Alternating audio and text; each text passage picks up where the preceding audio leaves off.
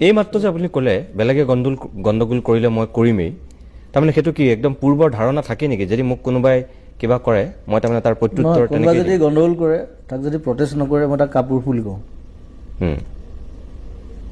protest প্ৰতিবাদ কৰিব লাগিব কিন্তু প্ৰতিবাদ কৰাৰো এটা ভাষা থাকিব প্ৰতিবাদ কৰাৰো এটা ধৰণ থাকিব এটা শৈলী থাকিব সি যদি অসভ্যামি কৰে মই অসভ্যামি কৰিম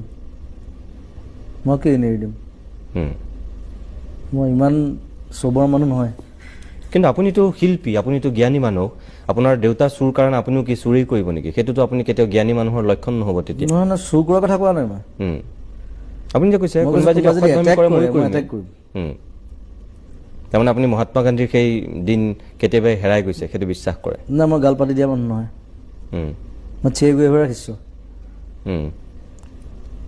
তাৰমানে I will fight for every injustice বুলি কথা এটা আছে তাৰ মই সেইটো অনুসৰণ কৰোঁ তাৰমানে for any injustice I will fight Gandhi আৰু চে গুয়েভাৰাৰ দুয়োগৰাকীয়ে দুটা বেলেগ পথ আছিল এগৰাকীয়ে বন্দুকক বিশ্বাস কৰিছিল এগৰাকীয়ে অহিংসা নীতিক বিশ্বাস কৰিছিল দুজন ভাল বন্ধু আছিলে কিন্তু দুজন ভাল বন্ধু আছিলে